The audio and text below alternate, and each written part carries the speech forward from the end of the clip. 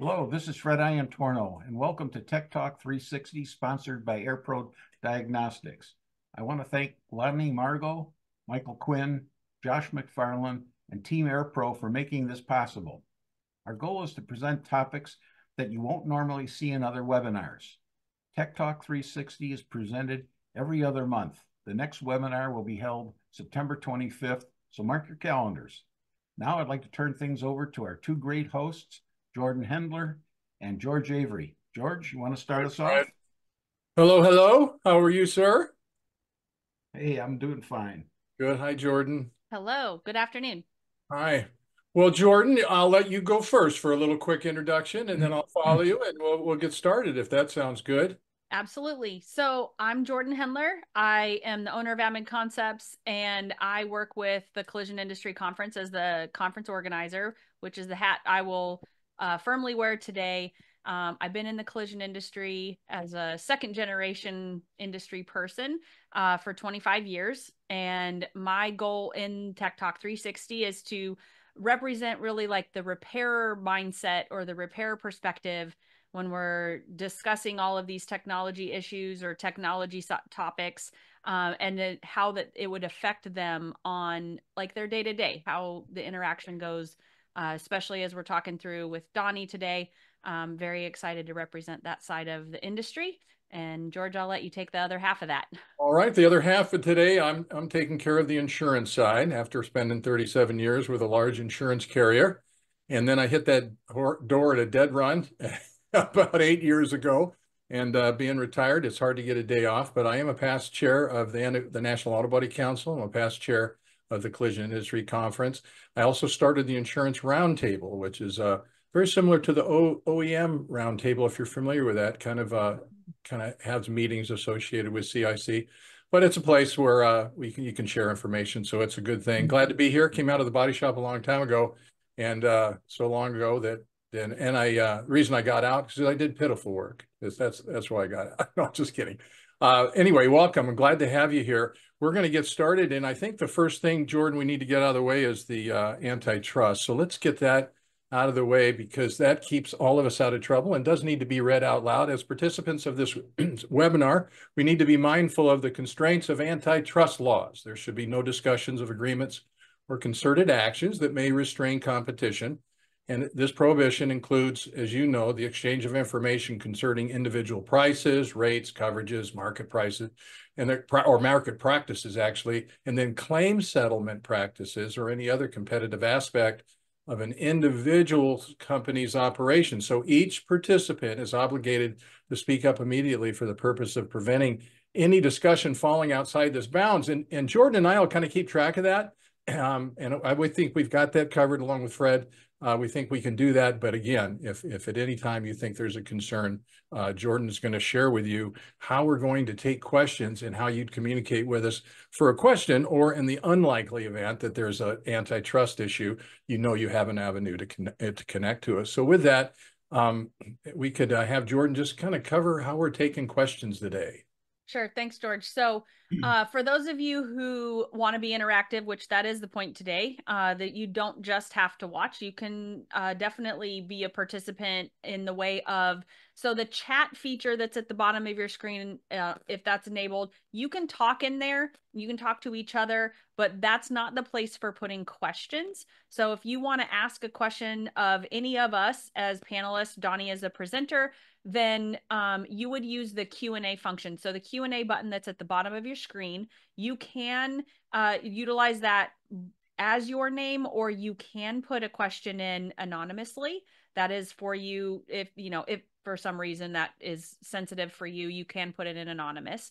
And we will ask the question in two different ways potentially. So one, we may ask it right away if we think it's worthy, not worthy, but if it makes sense to interject right then, the question, just to keep it relative to what's being discussed at the moment, or we would hold it till the end. We may even combine questions if there's multiple questions that are similar, or if we already have a question as one of the hosts, we would like combine it with ours.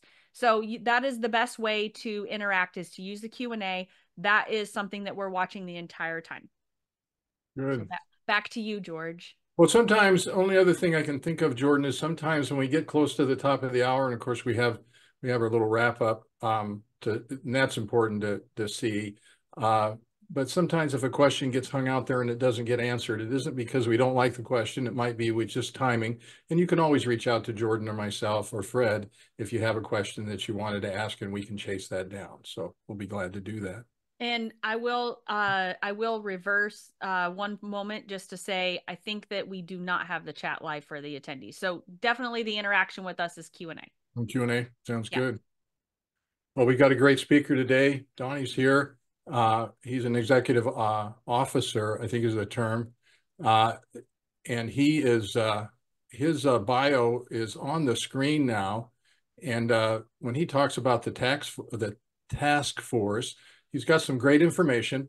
He's got a number of slides that are really good, and he's going to roll through them quickly. So what we'll do is we'll kind of pause along the way to take questions. So when Jordan talked about if you do put a question in, we're probably going to wait for where we think there's a good pause, as she mentioned earlier. So with that, Donnie, I want to thank you for being part of the call, and it's good to see you again. And with that, I think we'll just turn it over to you, and Jordan, unless I missed a step here. All right. Well, Donnie, it's all yours. Thanks, Donnie. Thank you, George, and thank you, Jordan. It's fun to get to do this with you, and I appreciate the invitation. I'm just going to roll away. It's good to see many of you in the attendees that I know your names, and some of you that I don't. Nice to meet you for the first time, at least electronically meet you. Jordan, why don't we just dig in and off we'll go.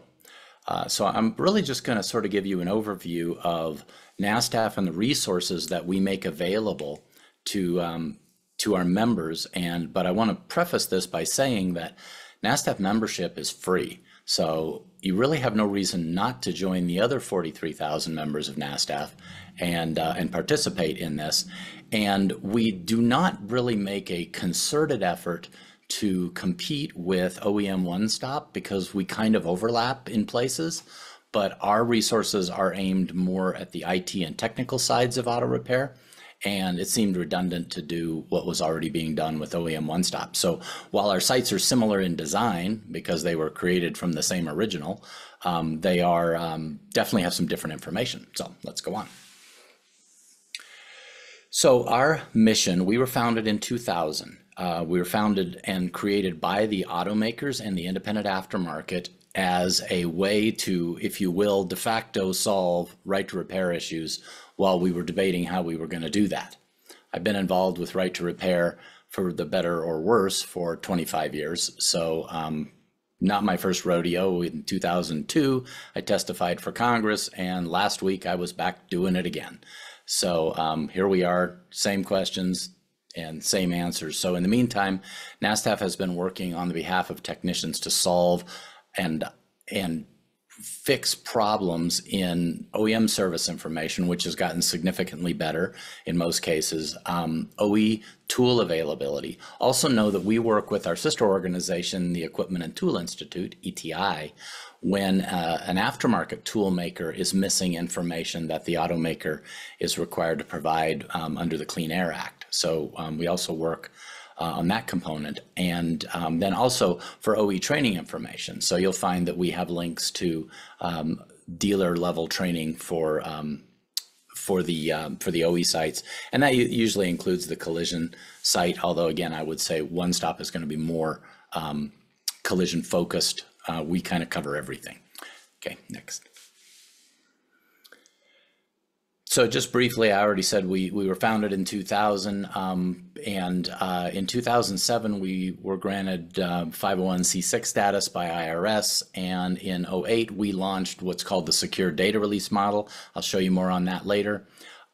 We've also are named in both the Massachusetts law and the 2014 industry MOU as the mediating organization. So if you can't find information, you come to us. In 2008, automakers signed an agreement with NASTF known as the Automotive Service Information Standards Agreement, which in essence says that anything that they provide to the dealers, they'll also provide to independent repairers. So,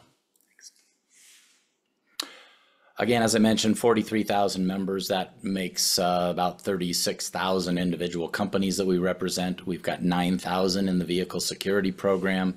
And for about the last 7 years, we've averaged about 400 new members a month. And we run 100 to 300 new vehicle security professionals per month. That doesn't include the renewals, just new. So, thanks. This is just a quick overview. This is our board of directors. I'm not going to read it all to you, but in essence, we've got the complete vertical of auto repair and service, and we've got associations as well as trainers and tool companies, service information. So the entire vertical is represented on our board, and on paper, maybe some of those folks shouldn't get along, but they do a really good job of really making industry-based decisions. So next. This is the NASTF team. Again, I'm not going to read this to you, but we have a relatively small, efficient team. My strategy is hire killers, pay them well, and you can do what 50 people do with 10. So we're actually more than 10 now, but we've got a lot of really great people on our team that have a lot of experience in the industry and know their stuff. So when you reach out to us for help, you are definitely hitting some top folks in the industry. So I just want to quickly sort of cover, because I hear it all the time. In fact, again today, according to Right to Repair. So just so everybody's clear, Maine and Massachusetts have right to repair laws. That's it.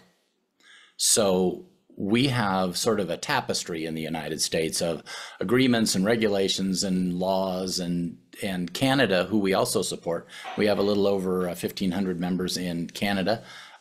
They have a CASIS agreement, which is in essence the NASTF agreement with a few modifications and no security component of it. And then they've got an emissions law that mirrors the EPA Clean Air Act. So next. So these are the agreements. So we've got the NASTF agreement, which I just covered with you. CASIS is in general about the same, although they don't have an active group working on these things right now. I think we'll see some action there if you happen to work with Canadian repairers or you are one. And then we have the Memorandum of Understanding from 2014. So next slide. We also have a group of regulations. So we've got the California Air Resource Board, which is focused primarily on emissions. We've had a great relationship with them over the last few years, where they'll even bring other types of issues to the brand while they're talking to them, and that's been great. We have the Massachusetts Right to Repair laws, both the 2012 and the 2020 versions, and then we have the EPA Clean Air Act, which actually affects you more than you would think, even in the collision side of things, because that's where a lot of your service information and tool information requirements come from. And then for our security component, we've got the Bureau of Security and Investigative Services in California. So next slide. Now's the part that will sort of depress you. Neither of these, the MOU or the CASIS, have ever done any enforcement. NASTF focuses on getting things resolved. We have an 88% resolution rate. No, you're fine. You can move. And that 12% belongs to 4 brands. So that means that we've got a lot of brands that are very compliant and helpful. California Air Resource Board, as I mentioned, they've been helpful to us. We've not been able to get any of the other organizations to enforce their own laws.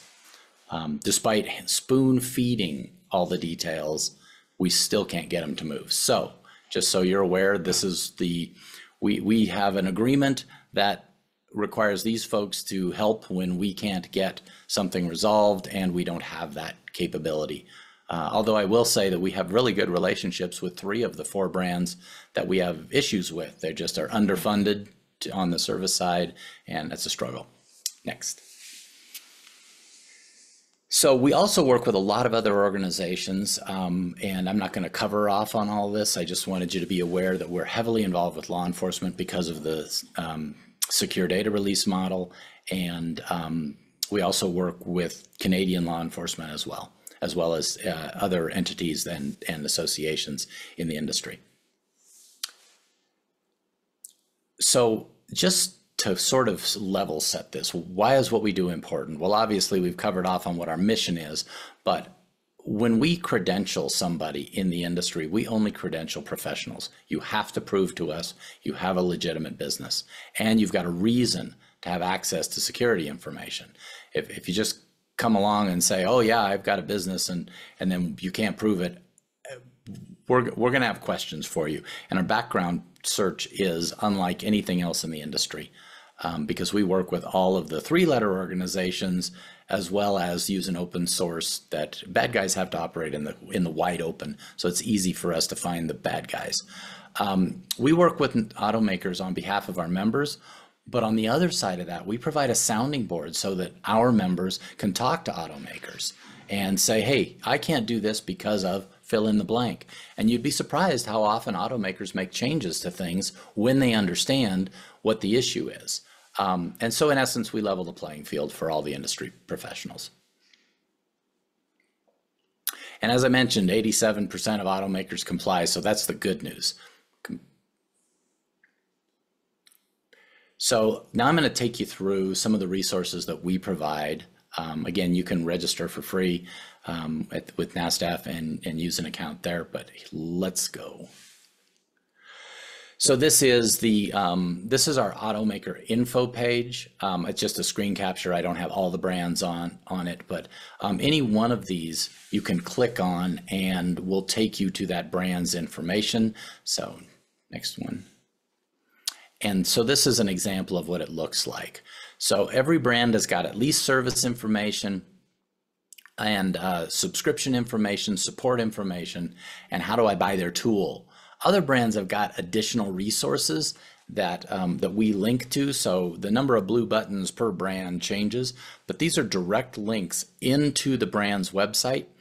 Now, some brands, because you have to register to be to use their site, you have to be registered and then actually logged in on the free part of their site for these links to work. So just be aware of that. We put a note in the top of the page when those things happen. So, but a couple other things I want to point you to.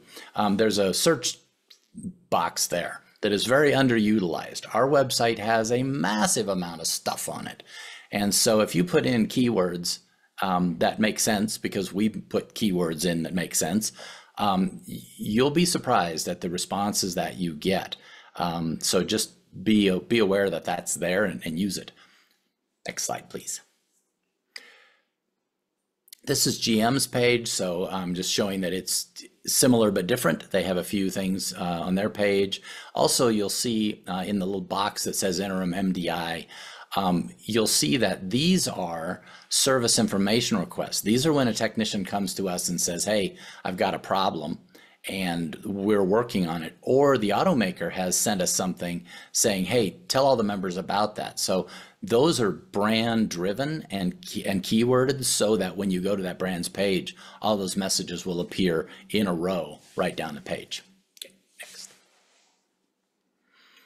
We also have a number of advisory committees. NASTF is a bottom-up organization because we're required by our bylaws to have automakers and techs on our board. So therefore, we've got organizational set up so that we've got teams that do various things within our different mission areas. And so these are, you can participate in any of the teams. The board of directors obviously is just the board of directors. I use that to send them notes and things, little love notes about helping me with stuff. Yeah, we can move on. But if you click these, you can add them to your account, and then we'll send you email saying, hey, this team's having a meeting or that team's having a meeting. We also had to go to a support ticketing system recently because we have too many members to manage with 4 people and 1 support person by phone. So now we call you, but you can't call us.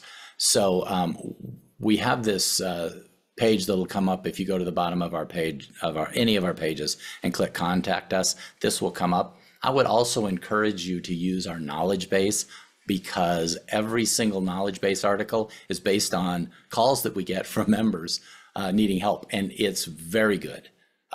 Probably 85% of the problems that we get asked about, including with specific brands, are in the knowledge base. So feel free to check that out, and we've got a whole team that just builds that piece out for us I participate in it, so I know they go to a lot of trouble to make sure topics are current. Okay, next. This is actually a screen capture of the knowledge base, and there's a little tutorial when you first go into it. It's free. So we have over 400 technical documents in there just for how do I program this car?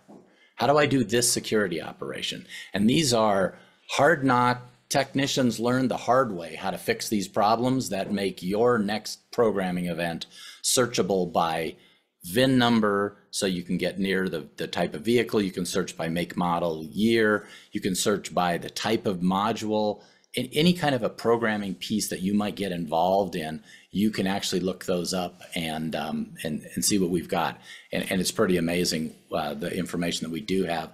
Both our strongest suit are the American brands and Asian brands right now, but we are going to be bringing more Euro brands into the fold on this. So next slide. So I'll stop right here and see if I'm not looking. It doesn't look like there's anything in the QA at the moment. Yeah, you're good, Donnie. I think that was a really well-rounded way to introduce us to NASTF's structure and what you guys do. So I think we're good for now. I'm good. George, did you have anything you wanted to ask at this moment? I am good. I am Okay. good. I'll say one thing. So, people want to, okay, you're really busy. You need an answer. I just want to talk to somebody. And you mentioned that you have to submit the ticket.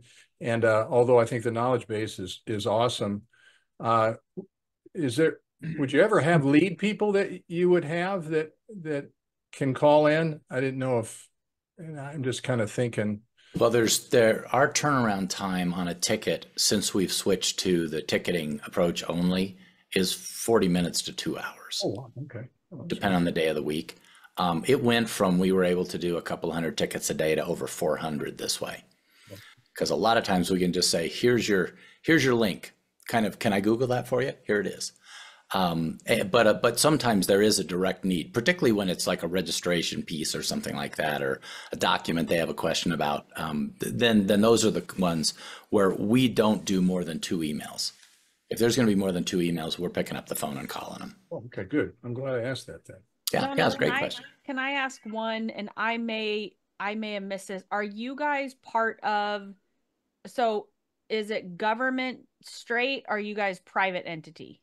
Yeah, so good. It's a good question. We are a not-for-profit 501c6. We have no government control or affiliation or even representation on our board. Okay. So we are industry all the way. I just wanted to make that distinction just because Yes. I know you guys work with the entities that are under legislative structure, but you guys are separate. Okay. Good to know. That is good. That is good to know. Because if you start looking around, you get some people, and we like to call them bad actors or poo-poo heads or whatever you want to talk.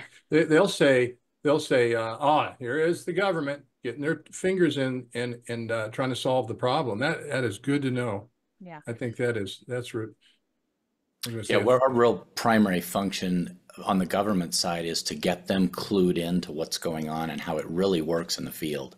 And it's a desperate need. I cannot even begin to tell you how far off their understanding is, and they will openly admit it. Like, There's nobody talking to us and telling us the story. So yeah, it was a fascinating week last week. I will tell you, I have a personal experience of visiting some of our favorite friends in Washington, because my proximity is pretty close. And for them to say, well, we hear you, we don't hear it often, but also in order for us to do anything, it would have to be part of that. I think it's the Transportation Act that happens every like 4 years. So they were like, hey, if there's anything you want to do, you're going to have to get the legislative function built into. So yeah, really, it does feel like the government is completely asleep at the wheel, pardon the pun, for our industry. I agree completely. Although I think that the folks that are working around the Repair Act are beginning to understand the depth and sort of breadth of, I tell them all the time, they talk about, well, you guys shouldn't need information for a while after the car's made. I'm like, how about the same day it leaves the dealership? Because customers will figure out how to wreck a car immediately. How about they get wrecked in transporting to the dealer? Oh yeah, yeah. Very And we have that often. with keys on the locksmith side. Yeah. They don't even make it to the dealership and the keys disappear. So those are both really key. So they have that sort of only service repair vision of this, and that's a struggle. So yeah, we really are trying to keep them informed so they can make better decisions. Thank you. Our pleasure. Absolutely. So let's talk about our assisted immobilizer reprogramming system that we built a few years ago. When we first launched it, as with everything we do, people freak out before they read the instructions. And there was, oh my God, you're going to put all these guys out of business. You're going to put all these guys out of business. Like, actually, I built it for them to give them more business. So one of the groups that was very excited about this whole thing was the mobile and remote diagnostics folks. And I've been trying to tell them that their model has got a profit problem because all they do is drive cars and they don't get paid for it. So part of this process allows them, after they go out and do work with the shop, to be able to dial back into the car and finish the process that they started there without having to drive back out most of the time. So they've got it now. We've got 15 mobile guys who participate in this program. So I'll just tell you what it is. And what it is the ability to complete an operation, which usually is a module replacement. There's a few vehicles out there that if there's an ADAS related calibration, you have to have vehicle security professional credentials, which is, what NASTF does is we provide those credentials. We got about 9,000 folks in that program. We have 16 companies that are involved in this program to remotely assist to finish those security operations. So what happens is oftentimes they're reprogramming a module, or they're doing some sort of function, and they get this message that comes up that says, enter your VSP ID, and they're dead in the water. So before this program, they didn't have a way to resolve that. Now what we've done is we've enabled service providers that are credentialed by NASTF to be able to complete those processes, and they effectively become a remote vehicle security professional. You can't do keys with this process, but you can do those immobilizer functions or those functions that require the vehicle to be validated before you can go on. So I've got some slides, so I'm going to use them, but let me just walk through the typical transaction. So first off, you have to be a member of NASTF. You can be the free member of NASTF, and then you have to request to be validated as we call an AIR technician, so assisted immobilizer reprogramming, AIR. So we require you to be vetted for that. It's a different vetting process than we use for our vehicle security professionals. We're making sure you're not a car thief and that you actually work at the business that you say you work at. So we have a lot of collision shops who have interestingly enough, an estimator who's part of this program. We encourage you to choose somebody for this program who interfaces with customers, because you're going to be asking them for their personally identifiable information.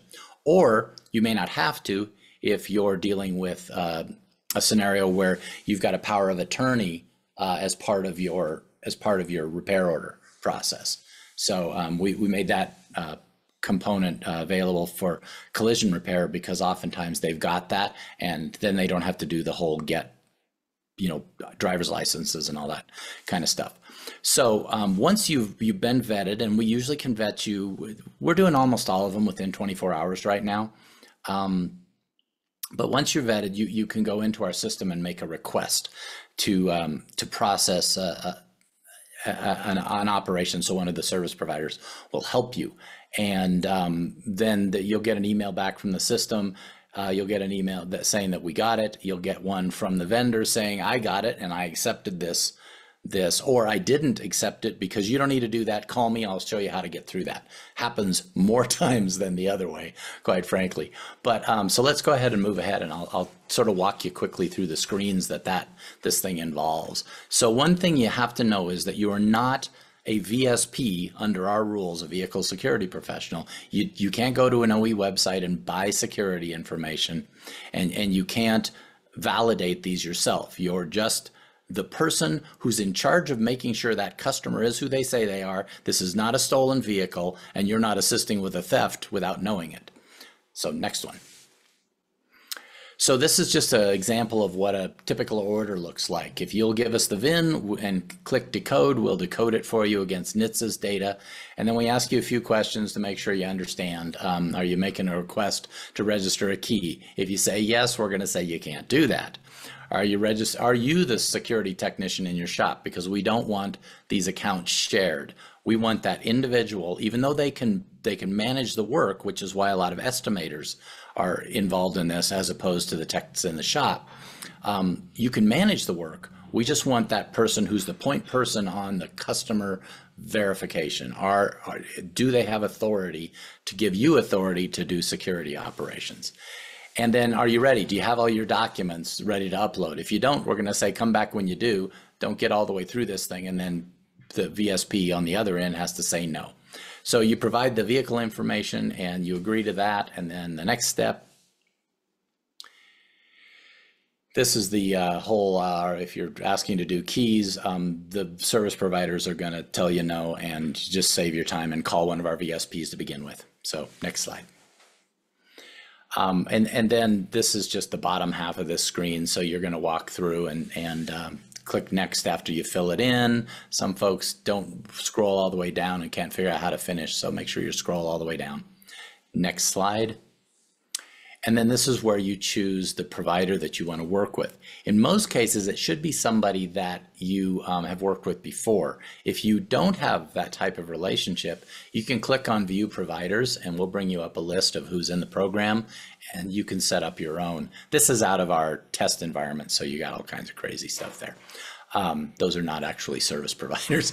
And then you also select the tools that you are using, the tool that you're using, because again, that needs to be negotiated with the company you work with, because they may have an interface or they may have a way that you connect to them, and that would be something you need to work out with them. So this just tells them that yes, you're ready to work with them, and so on. So next slide. So that's the program, that program in a nutshell. I covered it very high level, but there are a lot of directions on our website as to how it works and how to set it up. And there are videos on how to use it on our site. So if you do have questions from that, please feel free to use it, and look up service providers. So many of our service providers, because you select the brand you're working on, may not work on certain brands. So we're only going to bring back service providers for you that work on the brand you're actually working on. So if you put in that you're working on a Saturn and we only have 2 service providers who can do that, that's all that's going to come back is those 2. So if you don't see your provider there, that's probably because they didn't tell us they work on that brand, or they don't. So the next piece is probably one that you've heard about. This is our latest. So this is the latest contentious thing that everybody's jumping up and down about. So I'll cover off on this for you. So we call it the aftermarket scan tool security validation, because we're trying to avoid using really long acronyms. So we're trying to actually say it for a change. Because alphabet soup is our favorite thing over at NASTF, as with automakers. Just to give you the level set on this, car theft is out of control. I'm going to show you some examples here in a couple of slides. NASTF has a process by which we validate individuals to do security work. It's been in place since 2007. It's very effective. We had 6 thefts out of over 300,000 transactions last year. 5 of those were ex-husbands, ex-wives, socially engineering our folks. It's a very tough transaction to figure out whether you should give access or not. But nevertheless, our VSPs take their responsibilities very seriously, and that's what's made this program so powerful, is that our members get it. They need to be careful about how they're doing these operations. So between National Insurance Crime Bureau, NASTF, the Equipment and Tool Institute, state and federal law enforcement who wanted laws in every single state, and you know what happens when you have like 50 different laws you've got to contend with all different versions. And then U.S. Customs and Border Protection, who struggles with, should we let this car that's in this container out of the country or not? And, you know, who do we talk to? So that's where this came from. We also had multiple states saying, we're going to pass a law. And we said, well, okay, but why don't you let industry solve this? Because we actually know what's going on. And they're like, okay, good, you do it. We don't want to. So let's go ahead and move on, and I'll walk you through this process. So first off, what is it not?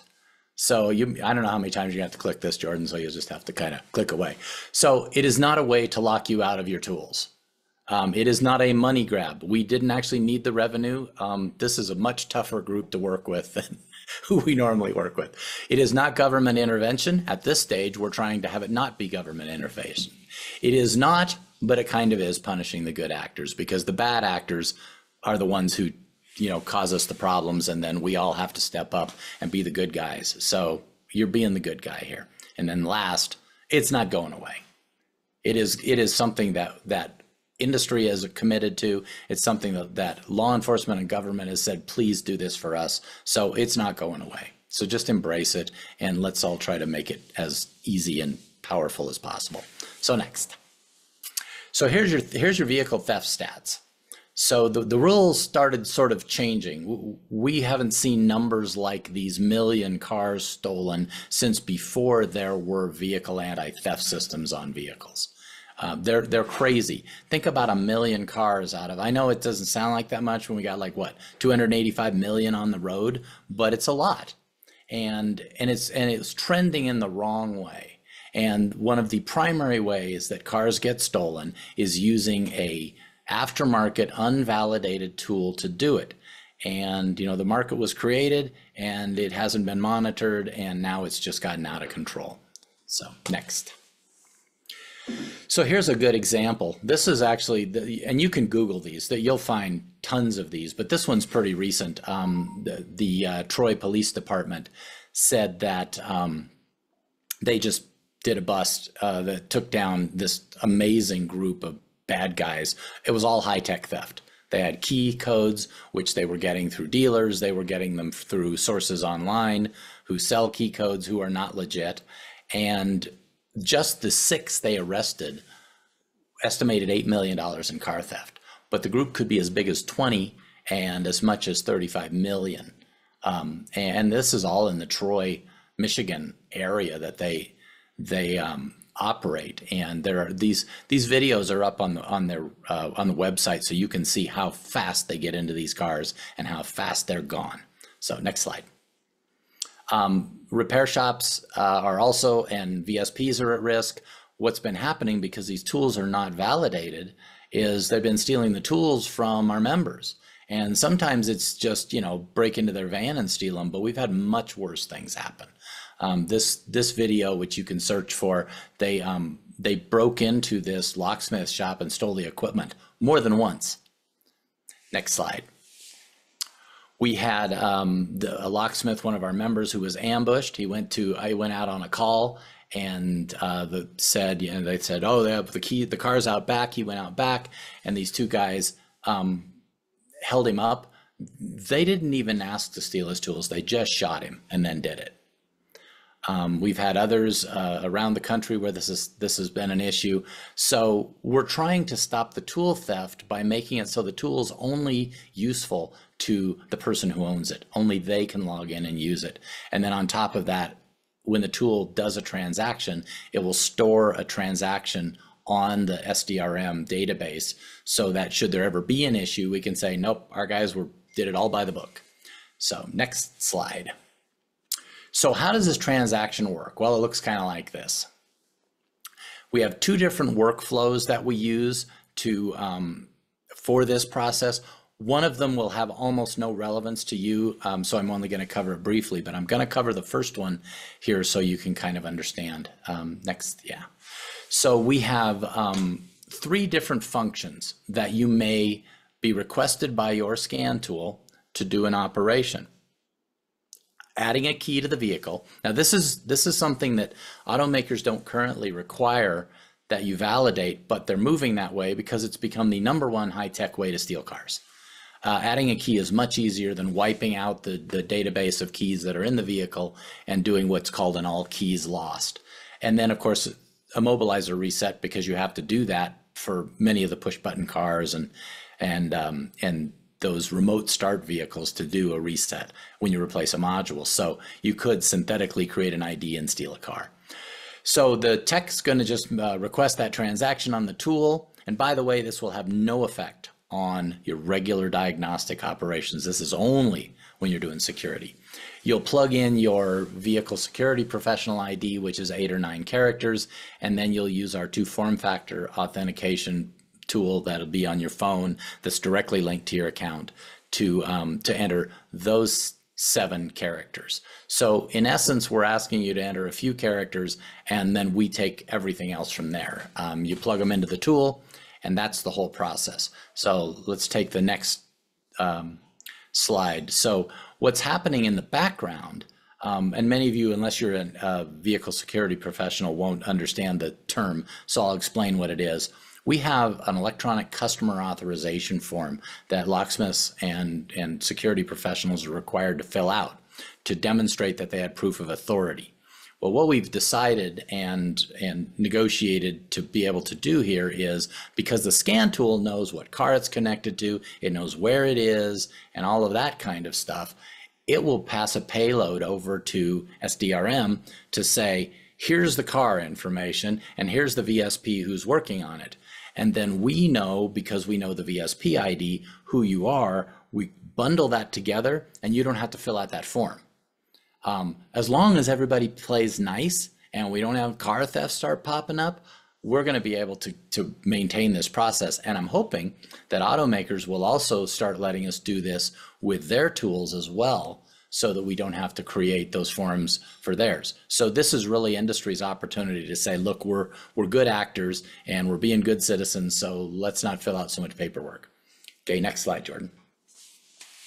So this is the offline, and I'm only going to say that this is the same type of transaction, but it allows a tool that doesn't have connectivity 24 hours to perform transactions. It's our least secure operation, but for locksmiths and for situations where you're right on the edge of both cellular and internet connectivity, it's really the only way they could complete an operation.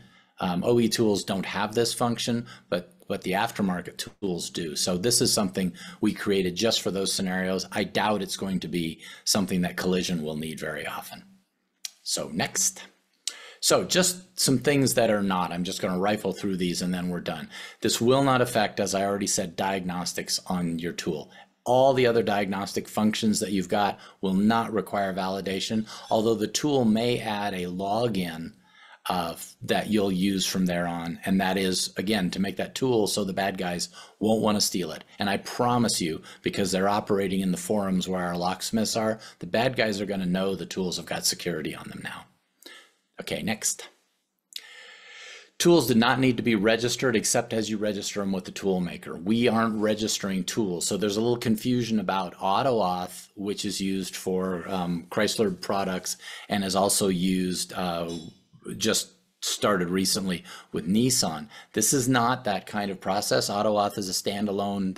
They're separate from us. We are looking for ways to partner together, but you won't need to register your tool with NASTF. You'll just register it as I bought my tool from the tool maker.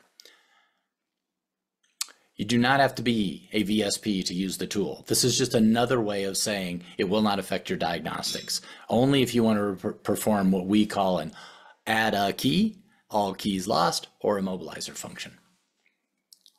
If you're already a vehicle security professional, there's nothing you need to do.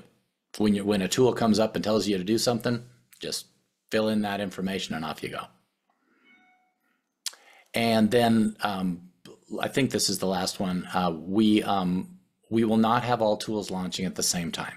We've got several that are queued up right now. They want to go to market together. We've got one that wants to go to market before everybody else. We've got some that are saying, hell no, I won't go. When the subpoenas start rolling in because the others aren't being used in crimes anymore, I think that'll change their mind, because they have no idea what's coming at them from subpoenas that the other companies have had to deal with. So, so anyway, that is, I think that's the last one, right? Yep. So since I can see it, I will answer the question for Michael. So I'm gonna how many keys Donnie? combine it? Yeah, I was actually going to ask a very similar question that would be together with Okay. that, if you don't mind. No, go for it. Yeah, so I was going to ask the similar question. So there was the question of how many keys are recoded annually and what's the market size, but I'm going to ask it like for specifically our industry, right? Because I know that you guys umbrella mechanical and collision, and clearly locksmiths and anybody who touches the vehicle, it seems like in this capacity. So do you have any sense of, for the collision repair space, like what's the global, to answer our audience question, and then what really is the market size or frequency, I guess you would say, in the repair side, in collision repair? So I'll give you my best guess on some of this because we do not have details of everything. We are estimating that there's about 2 million key-related transactions, including Immobilizer, a year. We got that by combining our information with tool makers that make security-related tools. So we think there's about 2 million a year. From the perspective of how much of this affects collision, I think it's really small. I just wanted you to be aware of it because of the tool-related garbage that's going on in the background. I don't think this is going to be a major player for you because if you're using air, we have very few shops, by the way, in the collision space that have a vehicle security professional. By and large, they either call out a locksmith when they have that type of thing or a mobile who can do those remote, those Immobilizer function reprogramming events for them, because it's hard to ever get good at it if you're only doing 1 a year or 2 a year. And frankly, you know, collision shops are very good about the ROI part of this, and they're like, there is no ROI in this for me. So does that answer your question? Yes. Hey, real quick, kind of related to that. So I just bought a new vehicle. Of course, you go on YouTube. Hey, here's some tips and tricks with your new vehicle.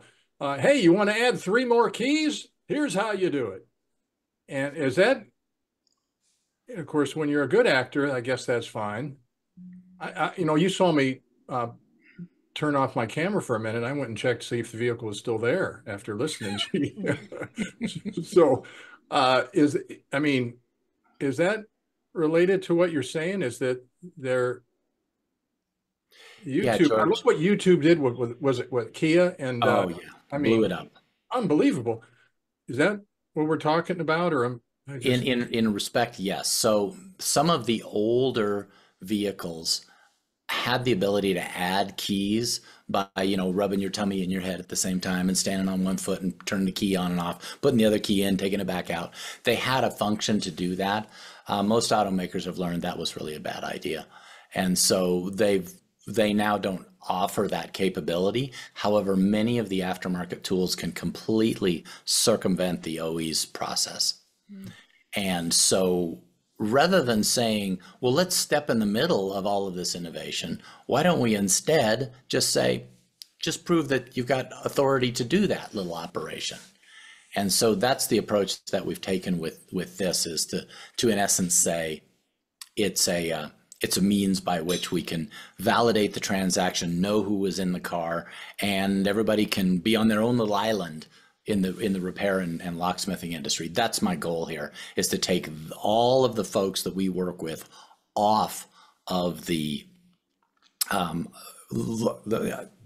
area that I'm bumbling here, off of the law enforcement folks' radar. They just don't even have to mess with us because we internally police this program.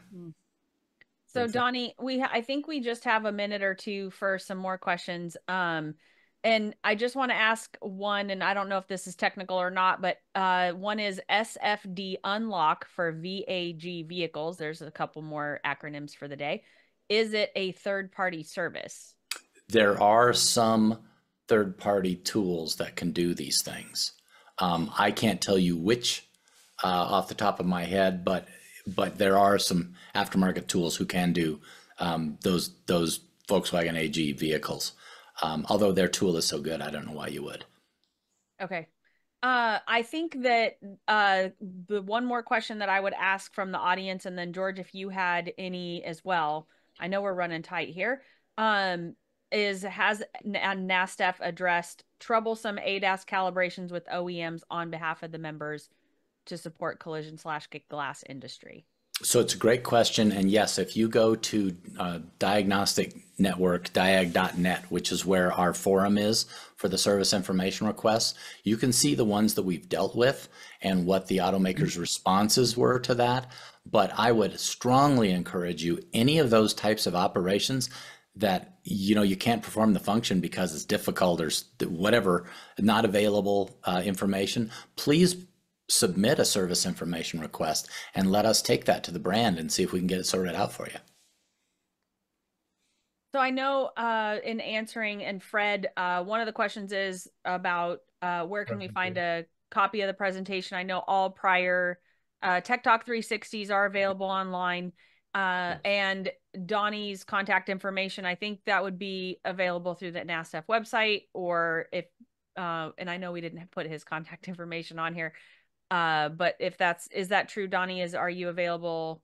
Yeah, just go to our support, go to contact us. And if you've got something that specifically needs to go to me, then just say, hey, this is for Donnie. If it's something that is technical or you need support on it, my team is very good at that. Cool. Perfect. Hey, real quick, from insurance perspective, I know, you're a resource for finding information. If we have some insurers online, especially those folks that are handling total losses, total thefts all the time, they can reach out. Is it anything that you want to say to the insurer? That was the only question. It wasn't even a question, because it was a question, but yeah. So insurers, we really would like to continue to establish more and deeper relationships with you, because oftentimes things that happen after or you settle something can really present a problem later on when a car is trying to leave the country and things like that. And I think there are some open communication holes where we could fix those gaps, and law enforcement and insurance would be better protected, as well as that former vehicle owner. So it would take a lot of time to get into details, but yeah, call me. Yeah, that's perfect, because they got a lot of units that are focused with, and they're working close with NICB. So that was just good to know. One to ask that. I appreciate it. No other questions, Jordan. So Donnie, can I validate my understanding or my takeaway for the repairs by vocalizing it? I think what I hear is membership is free. Registering as a service provider is smart in case you encounter one of these, because you wouldn't want to have to wait the additional day to validate yourself in order to get access to this information or this processes. Is that correct? That is correct. Okay. Yeah, sign up to be an air tech in advance. We try to be quick, and a lot of times the service providers will come to us and say, I need this guy done really fast. But if we have to do that all the time, then we won't be quick.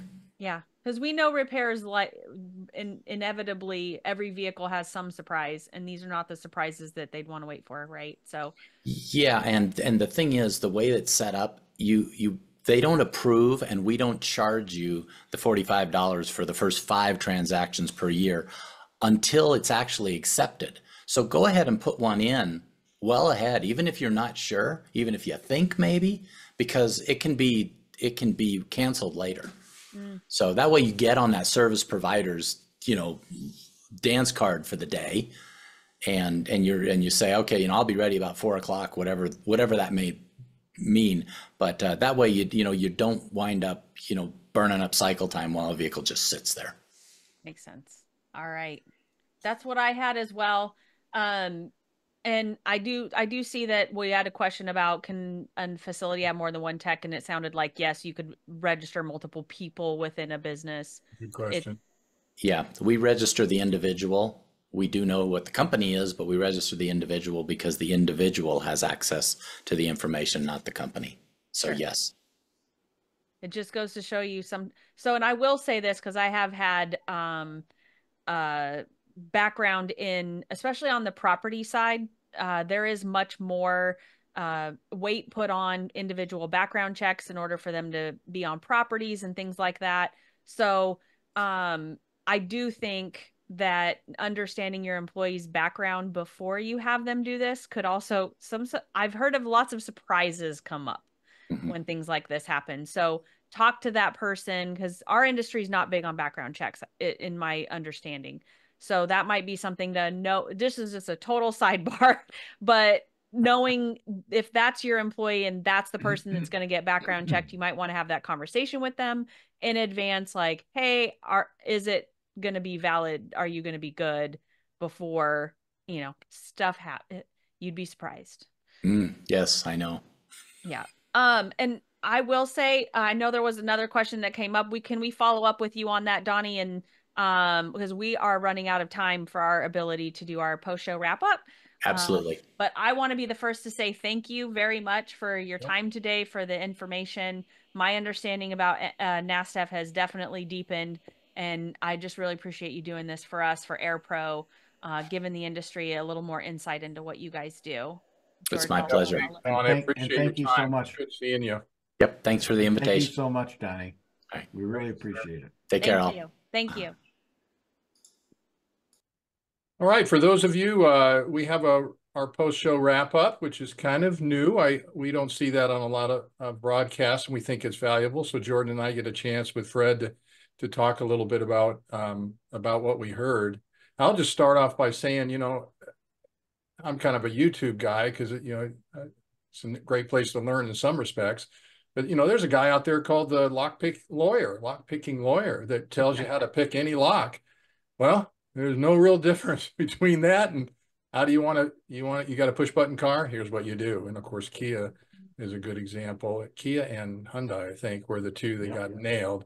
And so I think it was good information. And I just want to say this, Jordan, I'll turn it over to you, this to me is what makes Tech Talk 360 valuable. There's a lot of issues to talk about, but I think this was a really good one to talk about, how to handle this, because when you're busy, and I don't care if you're an insurer or a repairer, when you're busy and somebody comes up, hey, I got this problem, my wife, my daughter's getting married and I need to get this key. And next thing you know, bad actors influence us and do bad things. So I thought it was great, and I appreciated Donnie's time. And he's Mr. FM. His voice, man, he ought to be on the radio. Yeah. Three Dog Night.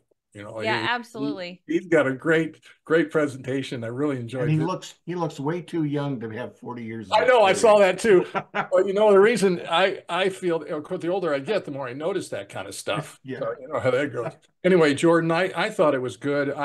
I don't see a friction point other than misunderstandings. And again, this was a great step to help in that direction. And having that PowerPoint available, I think is going to be helpful for everybody. So good deal.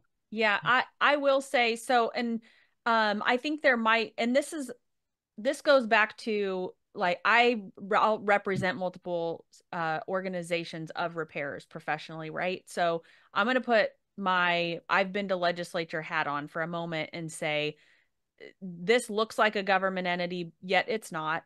They do advocacy. So that's a question, I always think of, like, okay, which side are they falling on? When he's mentioned like Right to Repair Act, those are things that I have questions, not particular to technology or for this talk today. But like, what is the advocacy? What are the functionalities they're looking to do?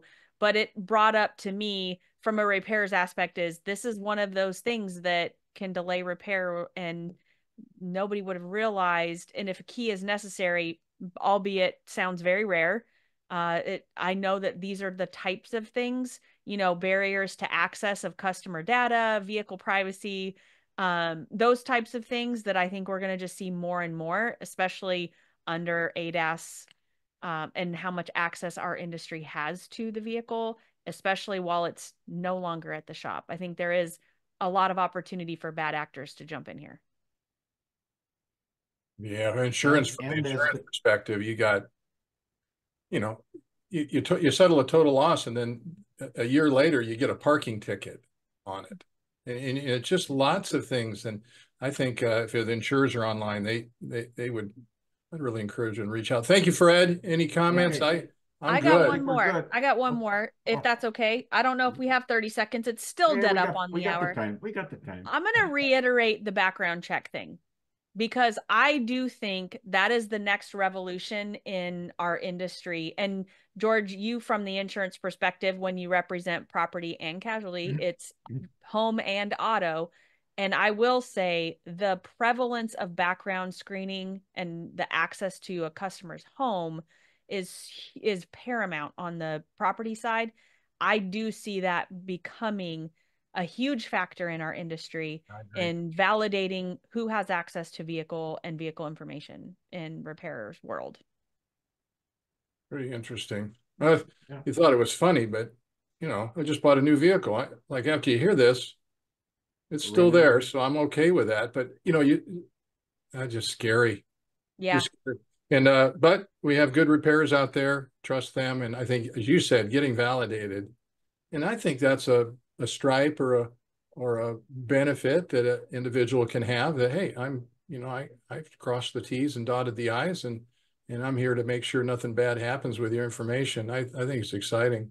Yeah. So, and I'll just throw out the one-liner of the day has to be hire killers and pay them well. When he said that, just dead. I love the thing that. you throw on the end of that is and get out of their way. Yeah. Yeah. That was good. I like fantastic. that. Well, I hope everybody had a good time. Fred, thank you. All right. And thank you guys. And thanks, Donnie, again. Oh, and see everybody September 25th. That's right. Yeah, good one on the 25th. I'll look for that. That'll be a good one as well. Everyone have a great week. Thank you guys. All right, thank you. Have a great day. Bye now.